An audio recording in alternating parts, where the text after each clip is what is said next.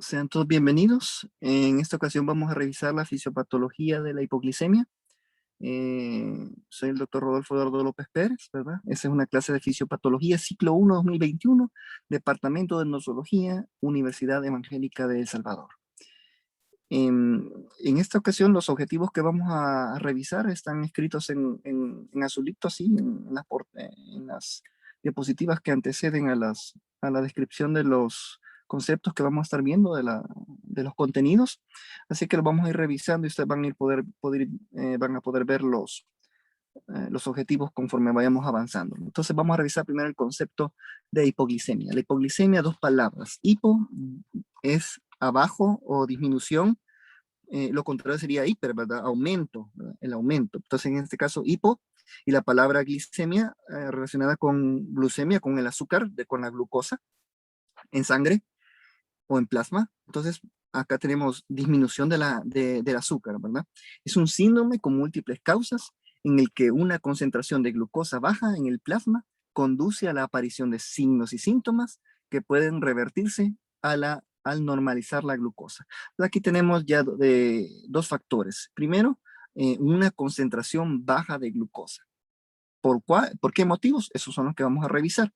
Y que esta baja de glucosa nos va a hacer aparecer signos y síntomas que son los que va a venir el paciente a nuestra consulta. Mire, le pasó esto, le pasó aquello, sintió esto. Pero entonces, esos síntomas son los que nosotros tenemos que tener en cuenta cuando nos venga un paciente y comienza a darnos la historia clínica, ya sea puede ser el propio paciente o por terceras personas que lo vieron, ¿verdad? Y porque pues, en estos casos, como vamos a ver más adelante, el paciente no va a recordar lo que le pasó. Dice, y que esta puede revertirse al normalizar la glucosa. Es una situación reversible. Ahora, la hipoglicemia es un diagnóstico poco frecuente, a excepción del tratamiento con insulina o fármacos hipoglicemiantes, pero es potencialmente grave, ya que la glucosa es el principal sustrato energético del cerebro. Bien, revisemos acá. Dice que la hipoglicemia es algo poco frecuente. Realmente no es tan poco frecuente, es muy frecuente. Ahora, acá se refiere a que sí este diagnóstico es frecuente, pero en personas con diabetes mellitus, ya que son tratados con insulina, la insulina si se la ponen mal, si no comen, les va a provocar un bajón de glucosa y esa va a ser la hipoglicemia que van a estar presentando estos pacientes.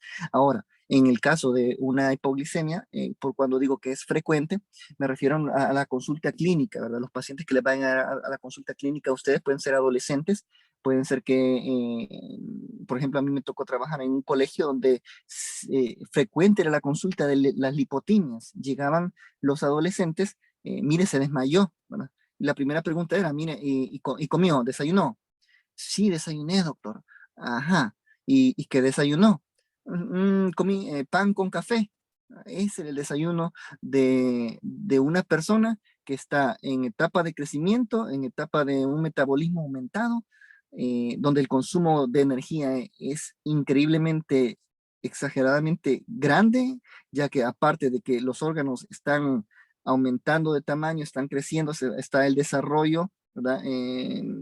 Aparte está el crecimiento y el ejercicio extremo y los estudios, y no le damos al cuerpo la energía que necesita, es cuando entramos en hipoglicemia. Entonces, el paciente muchas veces llega con esos estados de lipotimia. Entonces, ¿qué hace uno? Pues darle ahí una Coca-Cola, que es lo que más está más a la mano de la tienda, ¿verdad? Y con eso el paciente ya se siente mejor, porque, como dice acá, es reversible y al recuperar los niveles de glucosa en sangre, ¿verdad? Entonces, la glucosa está muy alta en este tipo de bebidas carbonatadas y eso hace levantar, pero eso no, eso va a ser por poco tiempo, ya que el cuerpo necesita de un desayuno, de una alimentación balanceada. Eh, Importante acá, ¿verdad? Que es el principal sustrato energético del cerebro. Sigamos viendo. Acá vemos cómo se realiza el hemoglucotest, ¿verdad? Un pinchoncito suavecito, ¿no? Porque a veces en hospitales les insertaban mis compañeros la aguja completamente en el dedo, ¿verdad? No es un pinchoncito rápido y superficial donde después se aprieta el dedo, ¿verdad? Sale una gota de sangre que sea suficientemente grande para que pueda llegar a los sensores de la tira reactiva y nos pueda leer la glicemia, ¿verdad? Eso es de emergencia. Entonces acá vemos cómo se está utilizando para automonitorizarse la glucosa en estos pacientes con diagnósticos de diabetes mellitus tipo 1, tipo 2. Las cifras de glicemia normalmente se conservan dentro de límites relativamente estrechos, es decir, entre 70 y aquí hay algo que vamos a hacer un llamado de atención, ¿verdad? Es de 70 a 100. Lo puse de 70 a 110 porque su libro así lo dice. Nuestro libro de texto así lo menciona.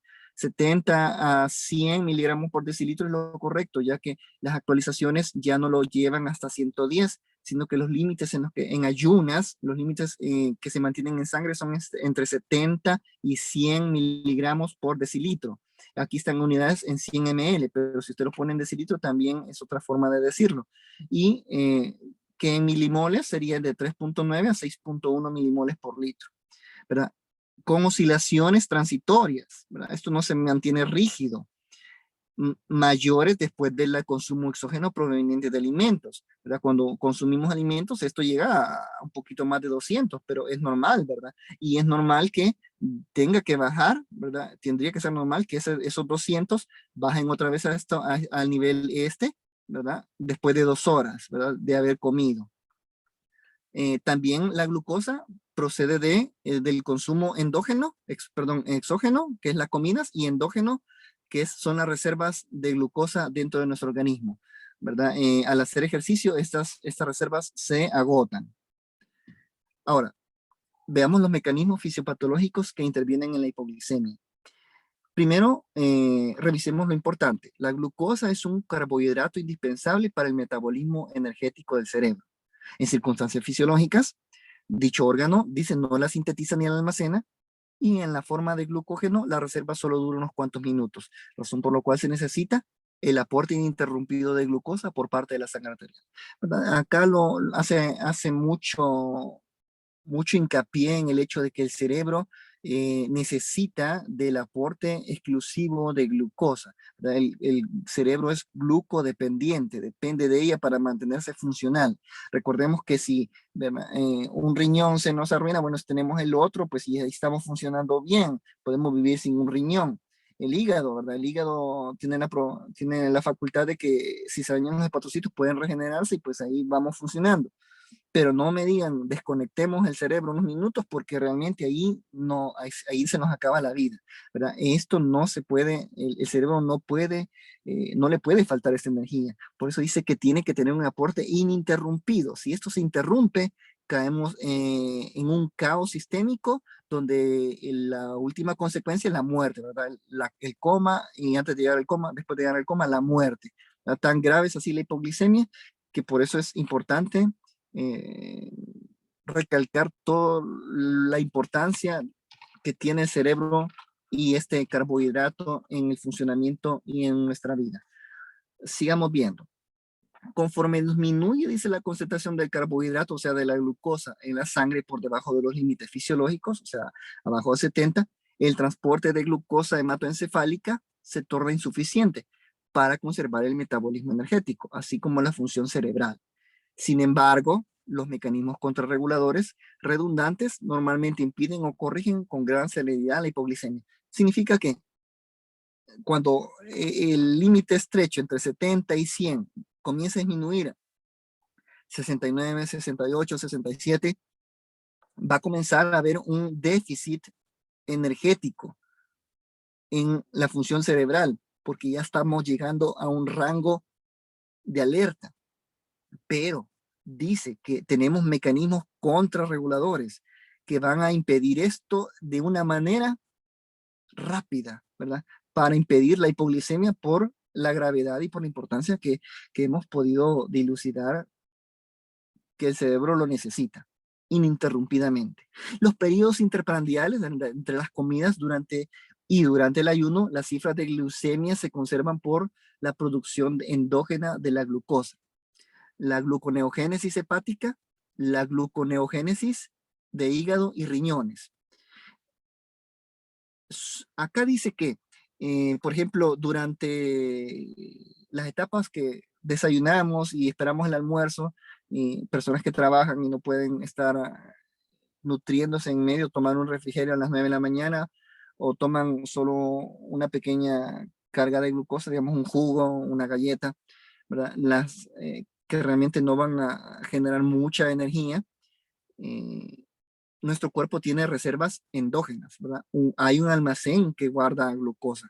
Por lo tanto, mientras hayan estos periodos interprandiales o durante un ayuno, por ejemplo, durante la noche, aunque en la noche cuando dormimos, el metabolismo se vuelve basal. No gastamos energía, sino que solo lo necesaria para hacer funcionar los órganos autónomos, por ejemplo, el corazón, eh, el hígado, bueno, todo lo que funciona, ¿verdad? Automáticamente se mantiene con un estado basal de metabolismo que no consume mucha energía. Pero si llegase a faltar, ¿verdad? Tenemos una producción endógena de glucosa mediante la glucogenólisis, o sea, la degradación de glucógeno, que es la forma en que se almacena la glucosa, un polímero, ¿verdad? Un polímero que se degrada a través de la glucogenólisis en el hígado, y gluconeogénesis, que es la producción de glucosa a partir de compuestos que no son carbohidratos, que se da en el hígado y en los riñones también.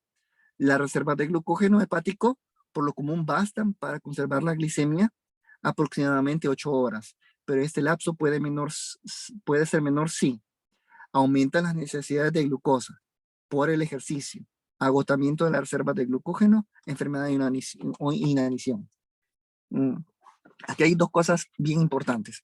Primero, saber que el glucógeno se va a estar cuando comemos, cuando nos alimentamos, la cantidad, si, toda la glucosa que el cuerpo la necesita es introducida a las células a través de la insulina, a través de los transportadores GLUT, y es utilizada para las necesidades básicas del metabolismo, para que la célula se mantenga viva. El resto de glucosa que ingresa a nuestro organismo es almacenado. El cuerpo no desperdicia nada, lo almacena. Lo almacena en forma de glucógeno, lo almacena en forma de grasa. Y lo almacena tanto en el hígado, el glucógeno, y en el músculo esquelético. Ahí se almacena. Se dice que entre un 5 y un 8% del peso del hígado es de glucógeno. O sea que hay una cantidad hasta cierto punto considerable de energía de la que podemos disponer. Y en el músculo esquelético se calcula que entre el 1% y el 3% de glucosa está almacenado en ellos. Pero, ¿verdad? Esto nos va a servir para que tengamos 8 horas aseguradas de energía, que como leímos anteriormente, esto va a depender de qué tal si aumenta la necesidad de glucosa, ¿verdad?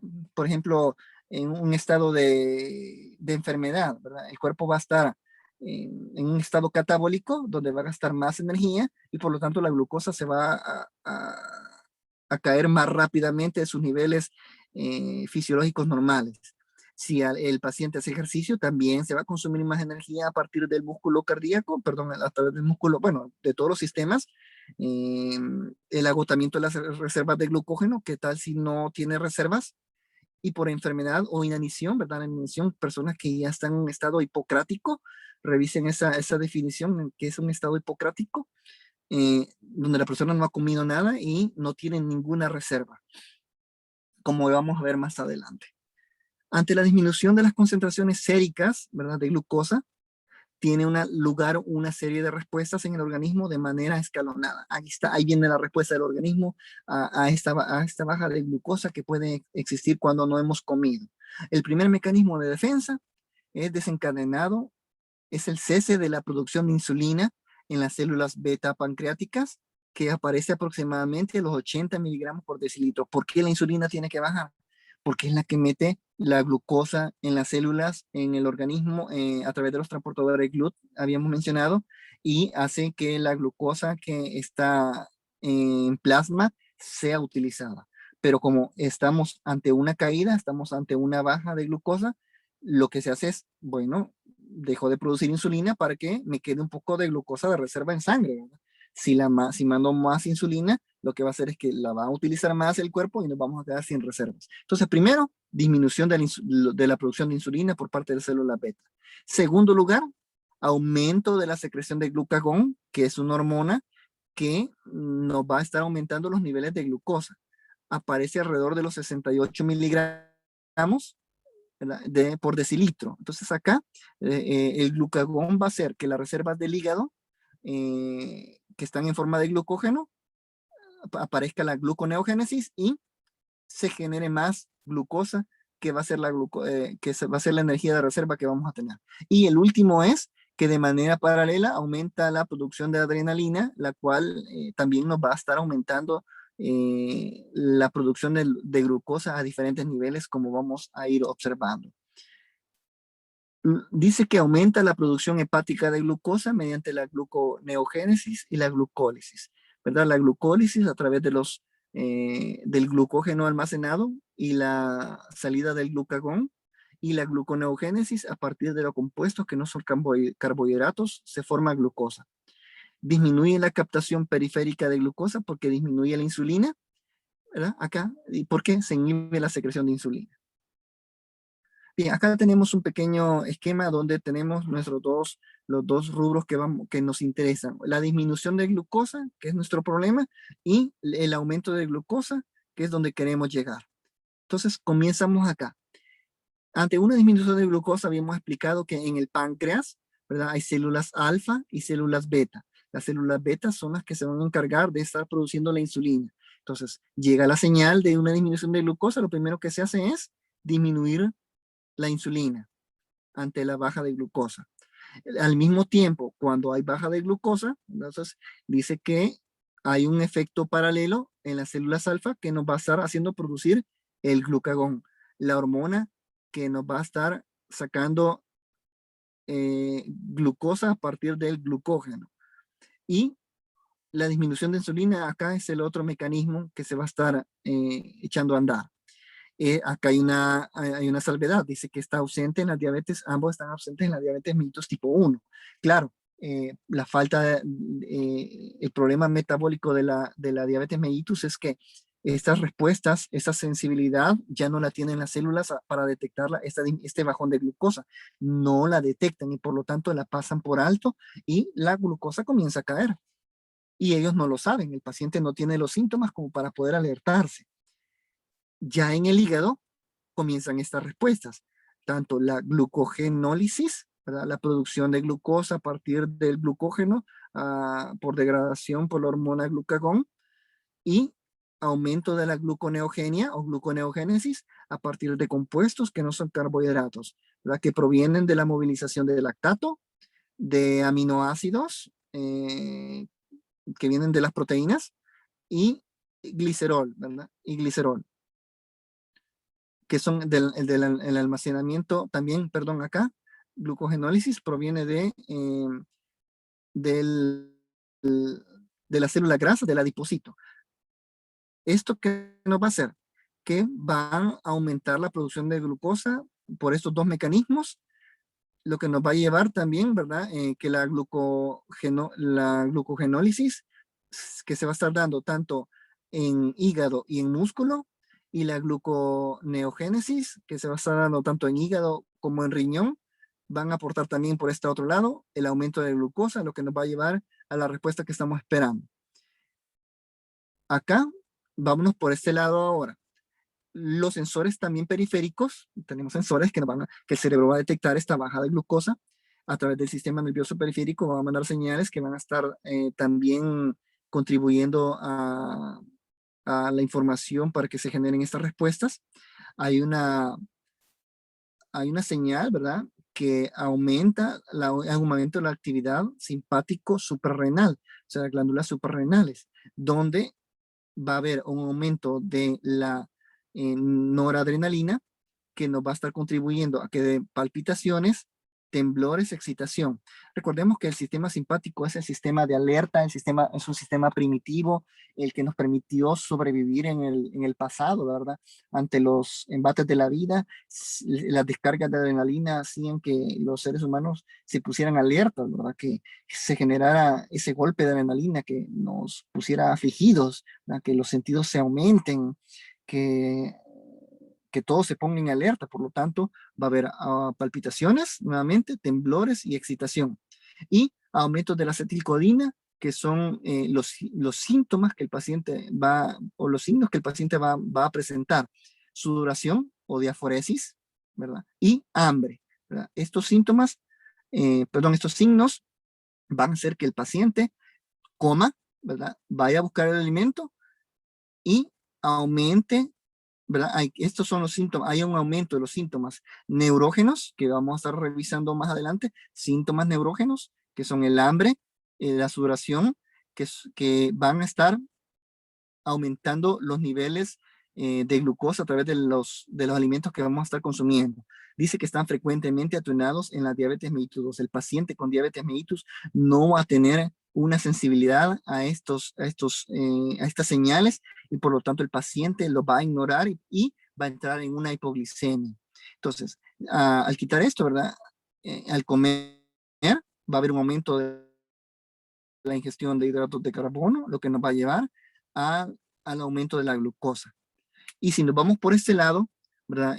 La adrenalina, ¿verdad? La adrenalina va a movilizar ya sea tanto la glucosa, la va a depletar a través del músculo, de la glucosa almacenada en el riñón y va a ir a aumentar la lipólisis a nivel del tejido graso para generar también una producción de glucosa, ¿verdad? Recordemos que habíamos dicho que la glucosa que no se almacena en forma de glucógeno se va a almacenar en forma de grasa en el tejido adiposo.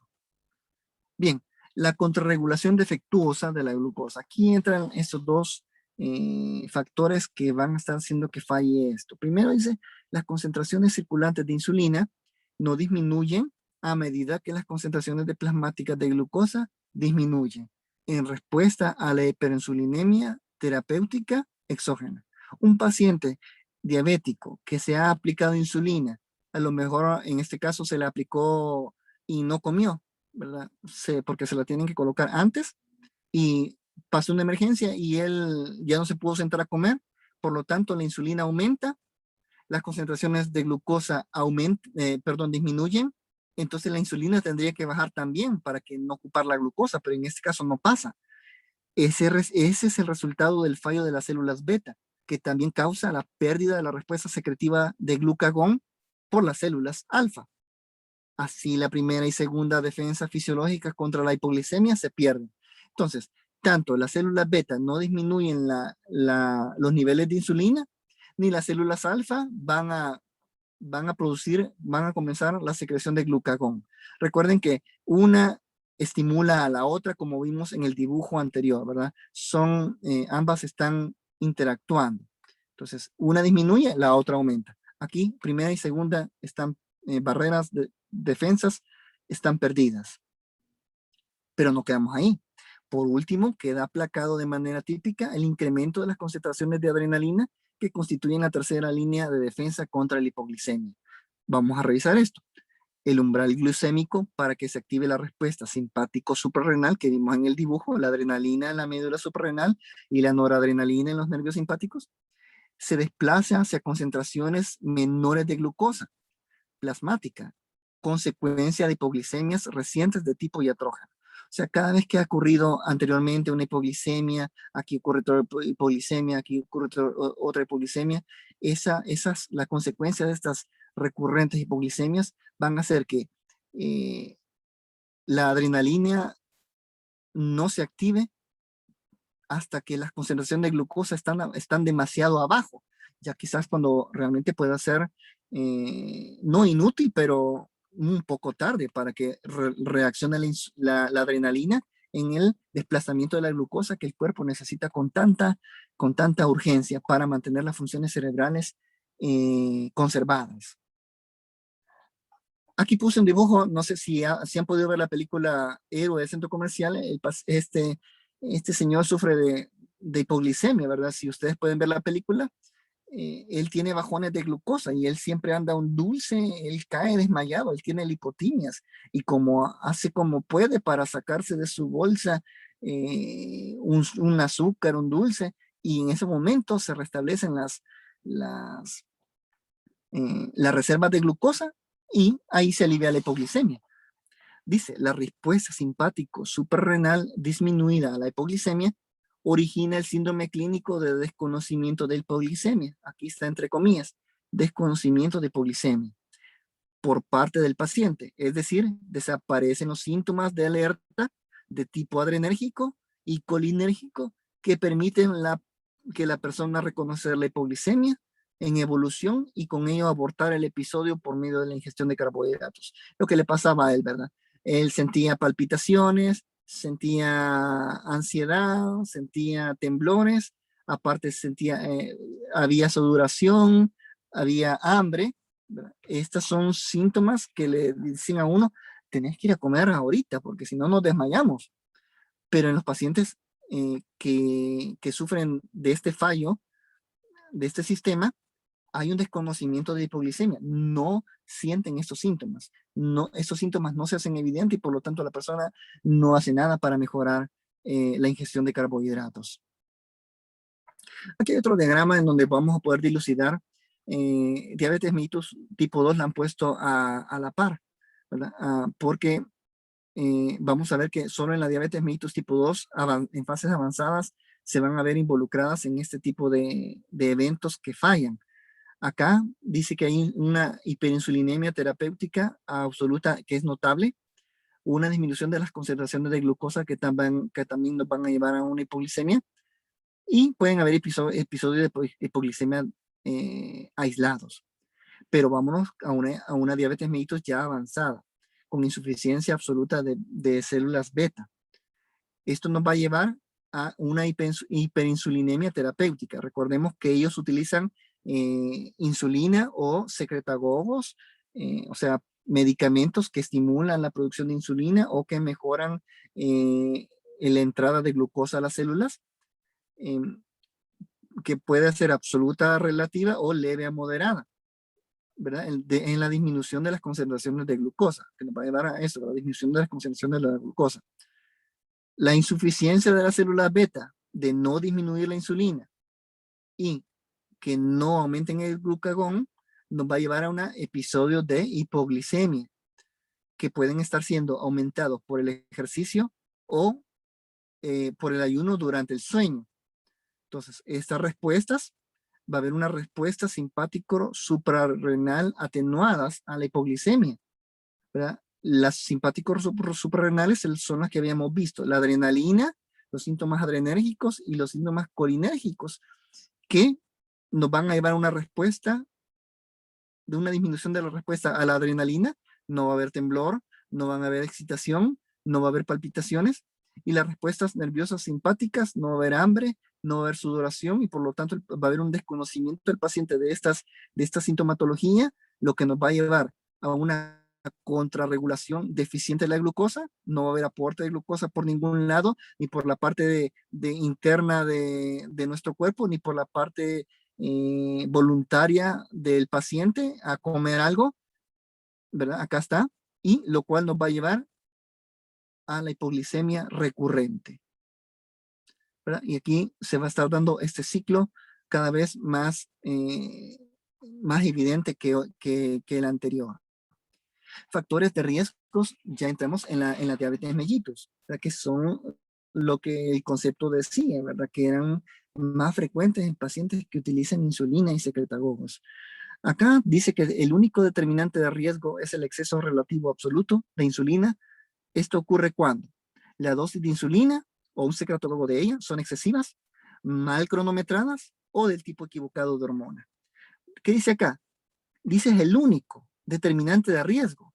Entonces, la utilización de los productos terapéuticos que utiliza un paciente con diabetes mellitus, la insulina, entonces su utilización y cualquier otro medicamento que se utilice para eso, en las dosis inadecuadas, en este caso excesivas, nos van a llevar a hipoglicemia. En todo caso, ¿qué se hace si son excesivas? Pues se las vamos a reducir al paciente, se las vamos a tener que ajustar, ¿verdad? Mal cronometradas, hay que decirle al paciente que tiene que asegurarse de que va a comer si se aplica la dosis de insulina o si se toma el medicamento. O si dice, bueno, se me acabó mi insulina, voy a utilizar la que me sobró del mes pasado, y quizás a lo mejor ya le habían hecho un ajuste y utiliza otro tipo de insulina. Eso va a provocar que nos llevemos a este caso de hipoglicemias. Acá les puse un cuadro donde, para que se familiaricen con los nombres de los tipos de insulina que existen, el inicio de la acción, ¿verdad? El pico de la acción, a dónde va a tener mayor, a las cuántas horas va a tener su mayor acción, y la duración para estar pendientes de que el paciente se ponga la otra, o si la hipoglicemia, qué tanto va a durar. Mire, si se puso de esta insulina, ¿cuánto tiempo le va a durar la insulina alta? De 4 o 5 horas. Entonces hay que vigilarlo porque puede ser que la insulina todavía va a estar alta y tenemos que vigilarlo un par de horas más. Imagínense la NPH, su duración es de 10 a 16 horas. ¿Qué significa esto? Que si un paciente tiene una baja de glucosa porque se puso más insulina, o porque no era la que ya tenía que utilizar, entonces, y él va a acudir a la consulta, se la arreglamos y la azúcar le sube, pero sabemos que la glucosa, la insulina va a estar actuando todavía de 10 a 16 horas, por lo tanto, puede haber otro consumo de glucosa de bastante que la vuelva a hacer entrar en hipoglicemia, y por lo tanto lo tenemos que dejar en observación. Entonces tenemos la insulina Lispro, regular, NPH, Detemir, lenta, Glargina y ultralenta, para que vayamos comenzando a ver estas. Vayan a conseguirse frascos, consíganse folletos, lean cómo se utiliza, ¿verdad? Para ya cultura general, porque recuerden que de esto van a venir. Tenemos que irlo sabiendo ya, de todas maneras, se lo tienen que aprender. Para que, porque eso se trata de ser médico, saber las cosas y poder curar al paciente. Segundo, dice, disminuye el ingreso o consumo de glucosa exógeno, como durante el ayuno nocturno o al no consumir comidas o bocadillos. Lo que hemos hablado. El paciente se pone la glucosa, perdón, se pone la insulina y no come. Entonces, sin ese aporte de glucosa, bueno, y con la insulina ya puesta, hay un bajón de glucosa. Aumenta la utilización de glucosa insulino dependiente, como durante el ejercicio.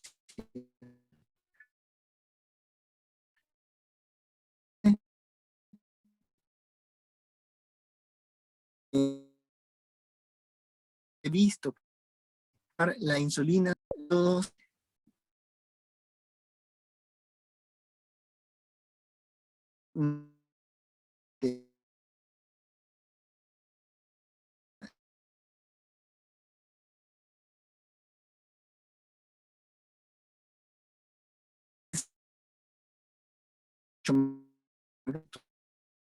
insulina, se intensifica, mejora el control de la glicemia a mitad de la noche, mejora la buena condición física, aumenta la pérdida ponderal. Ese es un paciente que realmente hace caso al tratamiento que el médico le dice.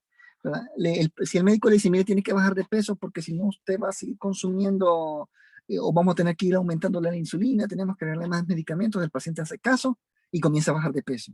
El médico le dice, mire, tiene que comer saludable, balanceado, deje la soda, deje pan dulce y coma saludable. Y el paciente lo hace. Entonces, ¿qué va a pasar? Que la utilización de la insulina va a mejorar, la calidad de la insulina va a mejorar y por lo tanto no va a necesitar tanto porque, porque va a haber una mejora. Entonces, en todo caso, va a haber que disminuirle la cantidad de insulina, el aporte de insulina. Y si, no se, y si vemos que el paciente hace caso y nosotros no se le disminuimos, vamos a caer en hipoglicemia. Quinto, disminuye la producción endógena de glucosa, como sería cuando se ingiere alcohol. Los pacientes tienen consumo excesivo de esta toxina por varios días. Usualmente un paciente que está ingiriendo bebidas alcohólicas no come, trae un ayuno. Por lo tanto, se observa glucosa de glucógeno en el hígado, van a verse alteradas y por lo tanto puede caer en una hipoglicemia. Y en otra ocasión, en el número 6, se reduce la disminución de la insulina, por ejemplo, en la insuficiencia renal crónica. Va a haber más insulina circulante, esta no se irá de la sangre y por lo tanto se va a seguir haciendo, va a haber mayor insulina, va a a las células para ser utilizadas. No pasamos ahora a la hipoglicemia en pacientes sanos, pero acá me refiero a pacientes que no tienen diabetes mellitus de ninguna forma. Dice que esos están relacionados con hiperinsulinismo, aumento en la producción de insulina endógena, ¿verdad? O sea, adentro de nuestro cuerpo. No significa que se esté metiendo más insulina exógena, sino que va a haber insulina endógena, como por ejemplo tumores de células beta, que se les denomina insulinomas, trastornos funcionales de dicha célula, están funcionando más de lo normal, un descenso glucémico de mecanismos autoinmunitarios contra la insulina o su receptor. Aquí implica, ¿verdad? Bueno, lo autoinmunitario va a estar afectando a los factores hipoglicemiantes y la acción de hipoglicemiantes o de secretagogos insulínicos. Revisemos cada uno de ellos, ¿verdad? El insulinoma, el tumor neuroendocrino de células beta pancreáticas es la causa más común frecuente de hipoglicemia por hiperinsulinismo endógeno en el adulto. Su incidencia, más de 4 millones de personas al año. El 80% se trata de un adenoma único. El 10% son adenomas múltiples. Una pequeña caso son más de un tumor. El 5 al 10% corresponden a un adenocarcinoma, ¿verdad? Algo maligno ya. El aterminoma, recuerden que implica malignidad. Vamos a hablar un poquito más de este porque es el más común. Puede aparecer en cualquier época de la vida, mencionan los libros, pero con una mayor incidencia entre la cuarta y quinta década de la vida. Predominancia en el sexo femenino, y es muy cierto, el único paciente que yo vi cuando hacía mis prácticas en el hospital, recuerdo que era, no sé si era interno ya, pero sí había una señora que tenía un insulinoma, ¿verdad? Y tenía una carga de de suero glucosado constante, y estaba ahí listo para abrirle la válvula para que cuando vinieran los síntomas hipoglicémicos de la señora, abrirle el suero glucosado y que mejoraran las concentraciones de glucosa en sangre y no presentara los síntomas que vamos a estar desarrollando más adelante. Siguiente, en ocasiones forma parte de un síndrome de neoplasia múltiple de tipo 1 que incluyen adenomas hipofisiarios e hiperparatiroidismo, ¿verdad? A veces no viene sola los insulinomas, sino que viene acompañado de estas otras patologías. El diagnóstico de insulinoma se apoya en la sospecha clínica ante manifestaciones neuroglucopenias, que vamos a revisar qué son las manifestaciones neuroglucopénicas, crónica, que son trastornos de la conducta, cambios insidiosos de la personalidad, amnesia, se le olvidan las cosas, el hallazgo durante una prueba de insulina con concentraciones plasmáticas elevadas de insulina, proinsulina y péptido C, que son exámenes que vamos a utilizar para estar verificando los niveles de insulina. Una vez confirmado el diagnóstico bioquímico, se realizan las pruebas de imagen. Vamos a ver dónde está el insulinoma. Ya sabemos que el paciente no está tomando ningún tipo de medicamentos para que se baje la glucosa, sino que esto se está haciendo más evidente debido a que los exámenes bioquímicos salen alterados. Las pruebas no invasivas, una ecografía, un TAC, una resonancia magnética, pruebas invasivas para que tengamos conocimiento, ¿verdad? Mejor en nuestra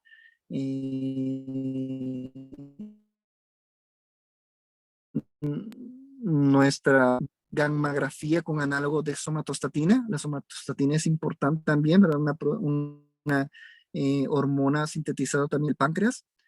En ecoendoscopía pancreática con o sin punción con aguja fina, cateterismo venoso portal, arteriografía selectiva, arteriografía con estimulación intraarterial con calcio, ¿verdad? Estos son para que usted tenga una visión clara de qué exámenes son los que se les puede mandar al cine. Usualmente se mandan, ¿verdad? La ecografía, la resonancia. El síndrome de hipoglicemia pancreática no asociada a insulinoma es poco frecuente y afecta a más pacientes masculinos con hipoglicemia hiperinsulínica endógena, típicamente postprandial, o sea, después de los alimentos, y con neuroglucopenia. Existe una afección difusa de los islotes, algunos con hipertrofia, o sea, que aumentan de tamaño las células, o con hiperplasia, aumento del número de las células que se acompañan de núcleo alargado, hipercromático, de células beta. O sea, aquí las células son las que están aumentando de tamaño sin necesariamente ser un insulinoma. ¿verdad? Sin ser un tumor. Por eso es que dice que las células pueden ser ya sea hipertrofias, que aumenten la producción de glucosa, perdón, insulina, porque están más grandes, o que aumente la insulina porque son más células beta. Hipoglicemia postprandial hiperinsulinémica tras cirugía bariátrica. Las cirugías bariátricas son aquellas que se utilizan en los pacientes para la disminución del peso. Entonces acá habla de la cirugía muy común, la Jeter-Rux, sobre todo en mujeres que desarrollan síntomas de hipoglicemia postprandial, por lo general después de un año de la intervención, porque se elimina la mayor cantidad del estómago y pasa de un solo al duodeno. Al pasar de un solo al duodeno, se absorben grandes cantidades de glucosa, pero esto es de inmediato. Por lo tanto, su utilización va a ser inmediata y la hipoglicemia que va a dar va a ser postprandial, ¿verdad? Después de los alimentos. Hipoglicemia insulínica autoinmune. Es una causa poco frecuente de hipoglicemia. Se da en personas asiáticas. Hay una predisposición genética al antígeno leucocitario humano de R4 e historia de otras enfermedades autoinmunes. La causa es la presencia de anticuerpos endógenos contra la insulina, ¿verdad? Van a haber este tipo de anticuerpos que van a estar uniéndose a la insulina. Acá dice, ¿verdad? Estos se forman complejos con la insulina producida tras la ingesta y posteriormente al liberarse la insulina del complejo se produce una hipoglicemia postprandial tardía. Significa que hay insulina que está unida a este complejo y no la deja actuar, ¿verdad? Queda ahí flotando la insulina sin ser ocupada. Hay insulina que no queda armada de este complejo y es la que se encarga de meter la glucosa en las células. Una vez ya la glucosa disminuyó, esta insulina que está unida al complejo la suelta y queda insulina libre. Entonces, esta insulina, ¿qué le hace? Bueno, vamos a trabajar y agarra esa poca glucosa que queda y la mete a la célula y por lo tanto va a ser una hipoglicemia postprandial. Está asociada a cuadros infecciosos o por el uso de fármacos o sustancias que contienen un grupo sulfuro y sulfidrilo. Son datos que también nos aporta la literatura. Hipoglicemia fáctica o inducida. La inyección de insulina o la administración de sulfonilureas o meticlinidas inadvertida o deliberadamente en un diabético o en un no diabético origina un cuadro clínico y un patrón bioquímico que puede prestarse a confusión con un insulinoma. Un paciente que esté utilizando insulina, que esté utilizando un secretagogos de una manera deliberada, en el caso que no sea paciente diabético, porque está tomando metformina, ¿verdad? Muchas personas he observado que la utilizan para bajar de peso, ¿verdad? Incluso había compañeras que lo utilizaban y decían, bueno, es un tratamiento que me estoy poniendo que estoy utilizando para bajar de peso. Y claro, podían entrar en una hipoglicemia si se les pasaba la mano.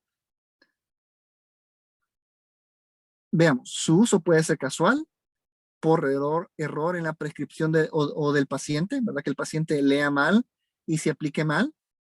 Cuando es deliberada, ¿verdad? Que el paciente lo hace de hecho, sabiendo que le puede pasar. Puede ser propio del paciente o de personas cercanas relacionadas con la profesión médica y son familiares de un paciente diabético. Esas son las cualidades que tenemos que tener en cuenta cuando no haya insulinoma y estén pasando en cuadros relacionados con esta patología, que vamos a elucidar cómo es que la vamos a descubrir. Hipoglicemia en pacientes enfermos, rapidito, que verdad, en ocasiones la hipoglicemia aparece en pacientes hospitalizados por enfermedades graves, en particular con insuficiencias orgánicas avanzadas, sepsis, ¿verdad? O sea, infecciones generalizadas, inanición, ¿verdad? Que hay un paciente con inanición. Revisemos acá, en una insuficiencia hepática grave, ya sea por hepatitis agudas graves o cirrosis avanzadas, se interfiere en la producción de glucosa por el hígado y disminuye la degradación de la insulina por el hígado, lo que contribuye a la disminución de los valores de la glucosa, ¿verdad?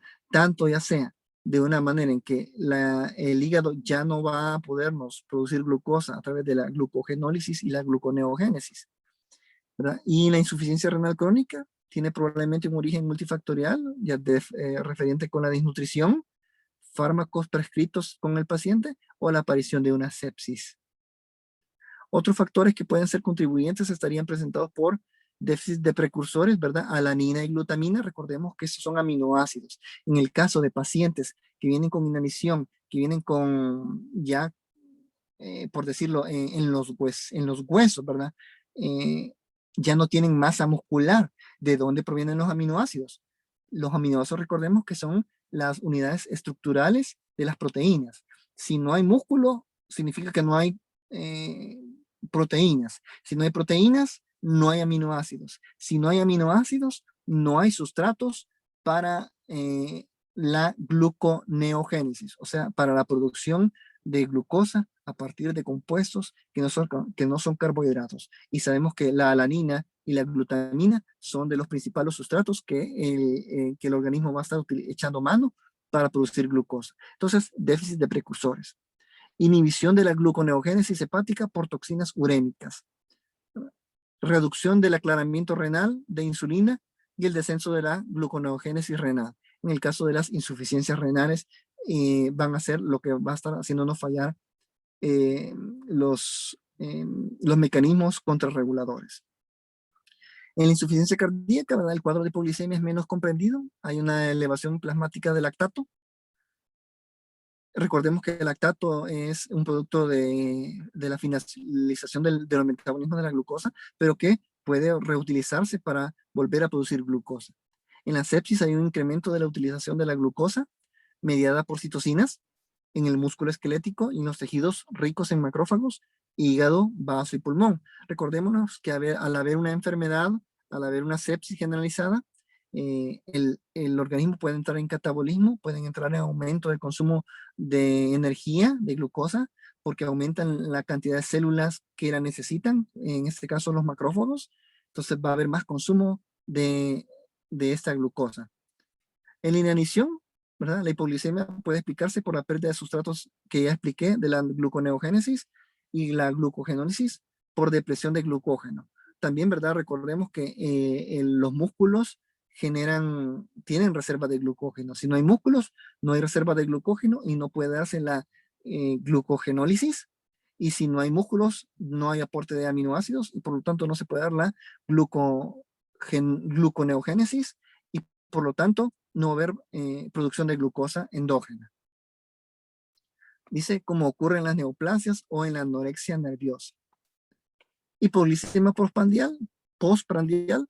Esta forma de hipoglicemia ocurre de manera característica en las primeras 4 horas de la ingesta de alimentos. Los niveles de glucosa descienden con más rapidez que los de la insulina.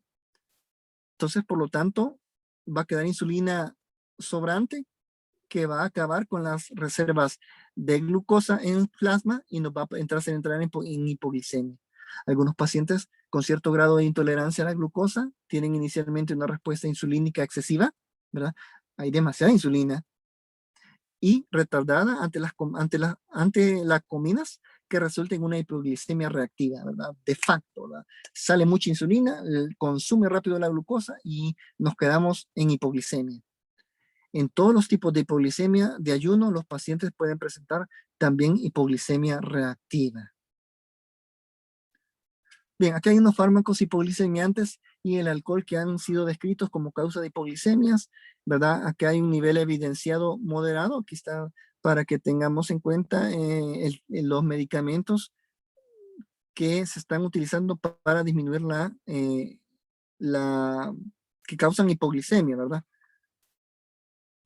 Niveles de evidencia bajos, aquí hay otros fármacos, y nivel de evidencia muy bajos, menores de 25 casos descritos, que fármacos utilizados que disminuyeron, que nos llegaron a hipoglicemia. Cuadro clínico de la hipoglicemia. Bien, entremos ya. Habíamos mencionado que habían síntomas neurogénicos y neuroglucopénicos, que los hemos mencionado a detalle, así en pincelazos en las diapositivas anteriores. De los síntomas neurogénicos tenemos los adrenérgicos, que los había descrito, sí, y los colinérgicos. Dentro de los adrenérgicos tenemos las palpitaciones, temblor, ansiedad o excitación, que son los que el paciente va a tener como llamado de atención a que la glucosa se le está bajando. Al igual que los colinérgicos, va a comenzar una diaforesis, va a tener sensación de hambre o parestesias, ¿verdad? Vayan, revisen, ¿verdad? Si hay algún concepto que ustedes no se saben. Los síntomas neuroglucopénicos, estos ya son los que ya entran en relación con la función cerebral. Por ejemplo, alteraciones cognitivas. ¿Qué quiere decir esto? Alteraciones del conocimiento. Ya le comienza usted a preguntar al paciente si no está tan afectado, puede hacerle preguntas académicas, ¿verdad? ¿Cuánto es tanto por tanto? ¿Cuánto es 4 por 4? O si el paciente está realmente mal, puede preguntarle desde hasta el nombre, ¿verdad? ¿Cuál es su nombre? Del conocimiento, alteraciones cognitivas, cambios de la conducta, irritabilidad, ¿verdad? Anomalías psicomotoras, problemas al caminar, a la deambulación, crisis convulsivas, ¿verdad? Pueden haber convulsiones y llegar al coma y por último la muerte. Bien, veamos, los síntomas neurogénicos, ¿verdad? Autonómicos, se generan al disminuir la concentración de glucosa menores de 50, se habla de una cifra de menores de 55 miligramos por decilitro y permiten a los pacientes identificar que están sufriendo de un episodio de hipoglicemia. Recordemos que la hipoglicemia se va a echar a andar a nivel de abajo de 70 milímetros, 70 miligramos por decilitro de la glucosa en el plasma. Dice que acá los síntomas neurogénicos van a comenzar a los 55. Estos síntomas son mediados por liberación de catecolaminas, acetilcolina por terminaciones simpáticas nerviosas. Los síntomas típicos son lo que hemos visto: temblor, agitaciones, ansiedad y palpitaciones, ¿verdad? Entonces el paciente ya va a comenzar a sentir esto. Y junto con lo diforesis, se queda de boca, hambre, palidez, dilatación pupilar, son de los síntomas que el paciente va a estar presentando para poder alertarse, ¿verdad? Esto nos dice, pues chica, tengo hambre, voy a ir a comer algo, ¿verdad? Si no, usted comienza a ponerse irritable porque no ha comido, de ahí comienza a sentirse mareado y dice, no tengo que ir a comer. Pero lo importante de esto es que en los pacientes que adolecen de diabetes tipo 1 tipo 2, estos mecanismos no se van a echar a andar y por lo tanto la hipoglucemia va a ser frecuente. Por eso decía al principio, es frecuente en pacientes que utilizan insulina o secretagogos de ella. Los síntomas neuroglucopénicos se producen cuando los niveles de glucosa han disminuido en menores de 45 miligramos. Estos síntomas suelen manifestarse en episodios severos y suelen ser identificados por terceras personas. Entonces los síntomas son confusión, irritabilidad, alteraciones del lenguaje, ataxia, parestesias, ¿verdad? Acá hay unos dibujos, ¿verdad?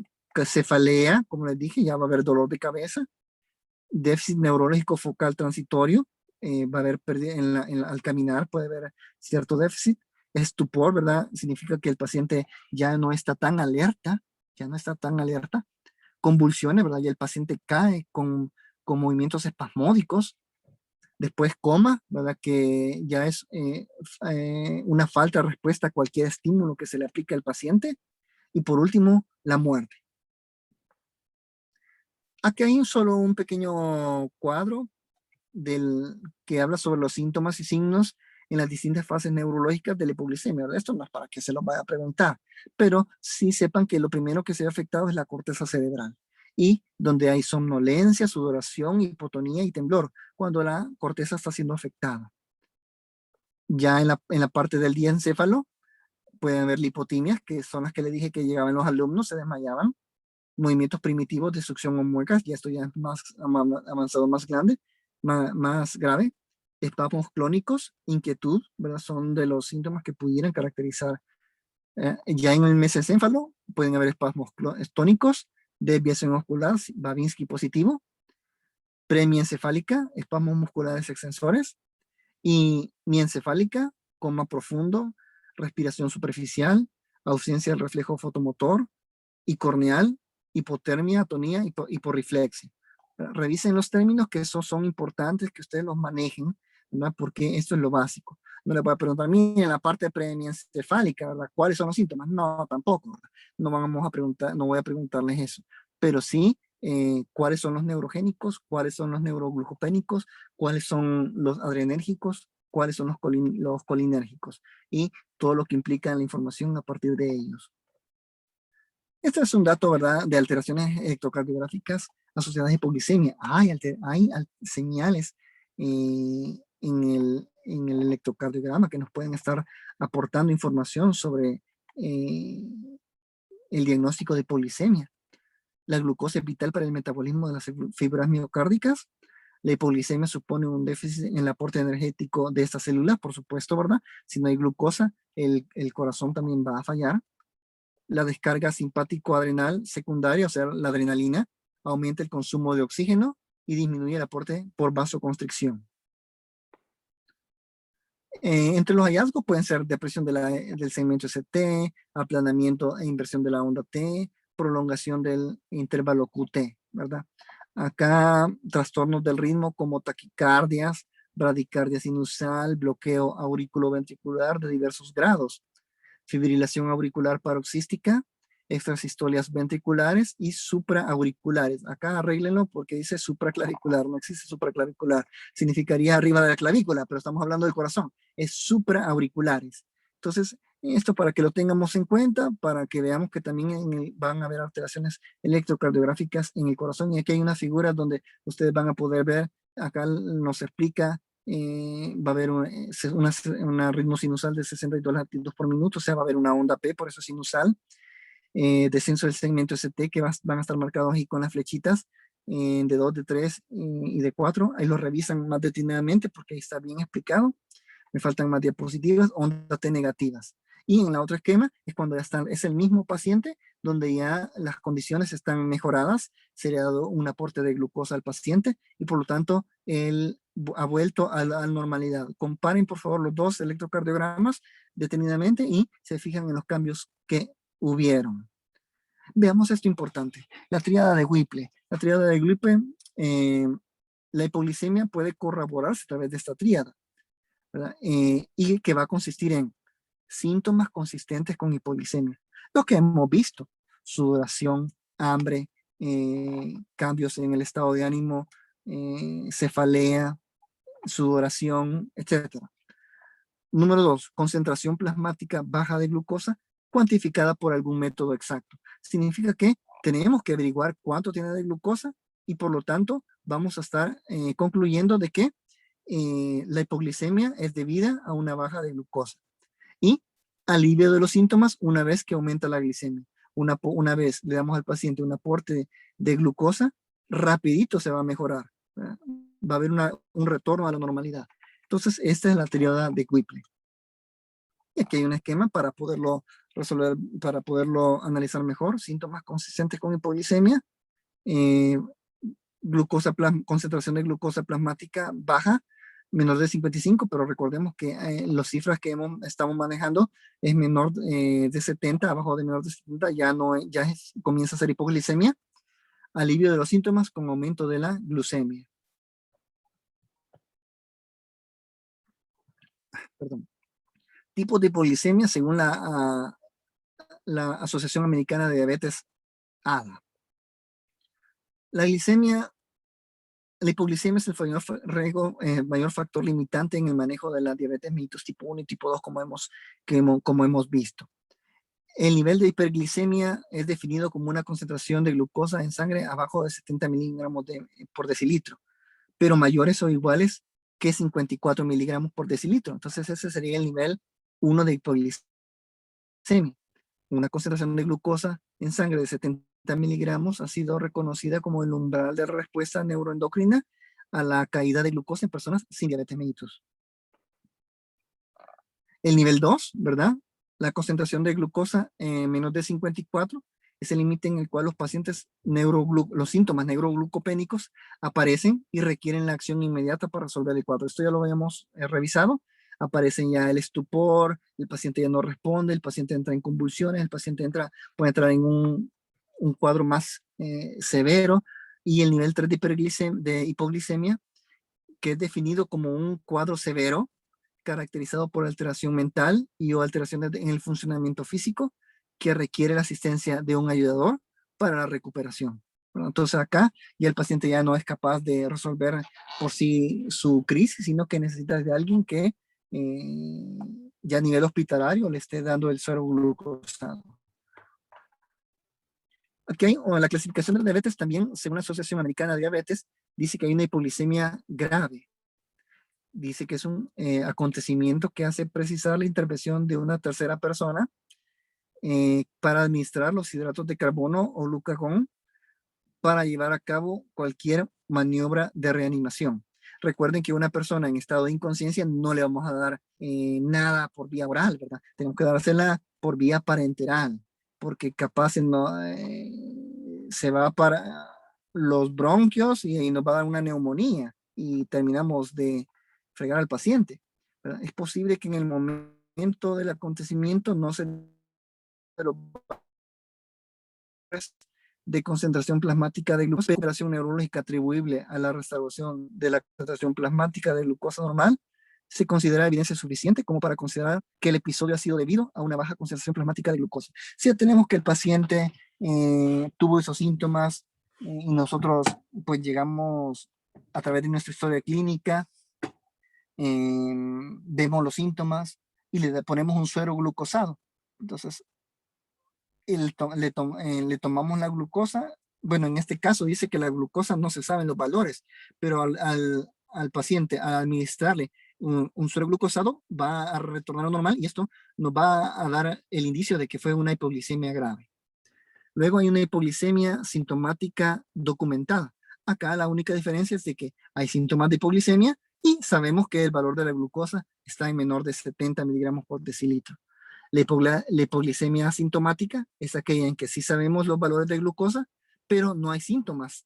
No hay síntomas, por eso es asintomática. Solo si el paciente a lo mejor consulta y nosotros encontramos hipoglicemia. Puede ser que no haya respuestas en el paciente y vaya a faltar poquito para que comience el sistema a fallar.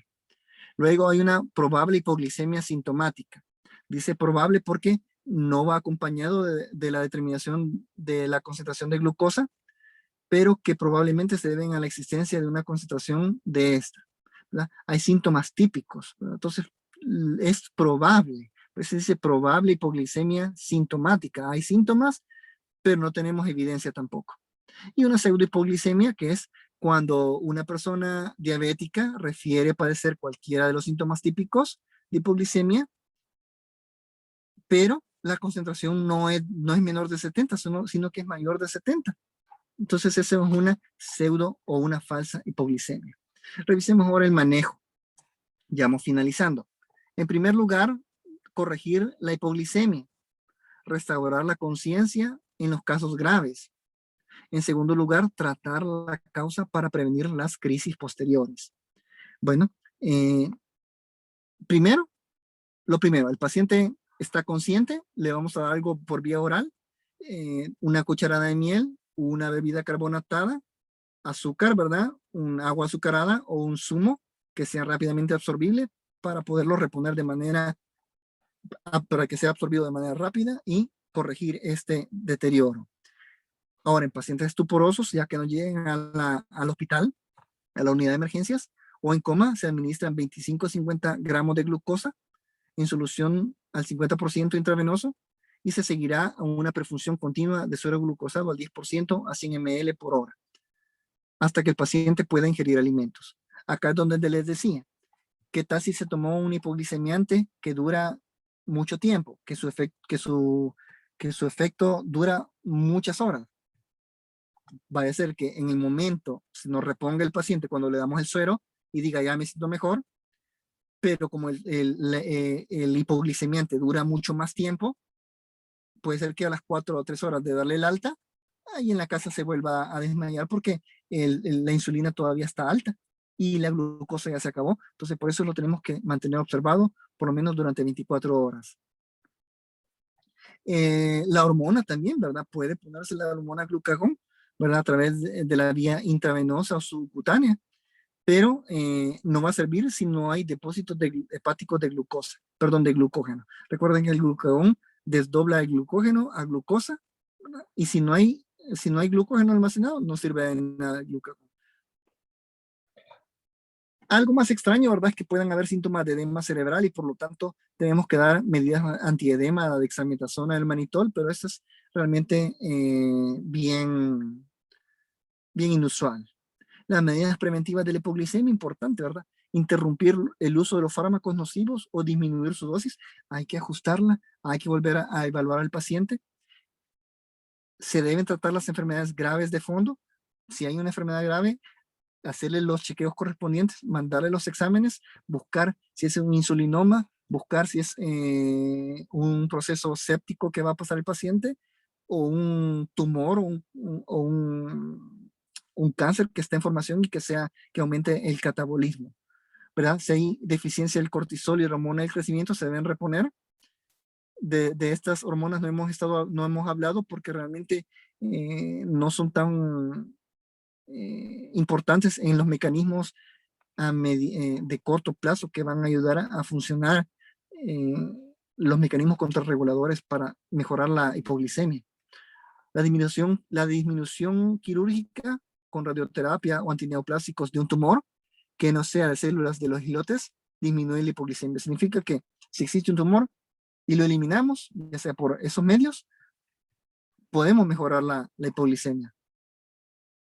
Extirpación curativa de un insulinoma es curativo. La hipoglicemia autoinmunitaria suelen ceder por sí solas. Los tratamientos son ineficaces. Es necesario el consumo frecuente de alimentos y evitar el ayuno. Es incluso necesario un goteo gástrico de glucosa durante la noche, como la persona que teníamos ahí en el hospital San Juan de Dios, que tenía que tener un aporte de glucosa increíblemente día y noche vigilándola porque los bajones de glucosa eran tan frecuentes que no se le podía quitar el suero, tenía que tenerlo permanente y nosotros estar pendientes para abrir la llave o cerrarla. Bien, jóvenes, esta es la clase muy interesante, muy importante. Revisen, por favor, Harrison, Farreras, Cecil lo dicen un poquito más escueto, pero Harrison está muy bonito, muy explicado. Ha sido un gusto. Cualquier pregunta la hacen por los medios correspondientes. Pasen un feliz día y éxitos en sus labores.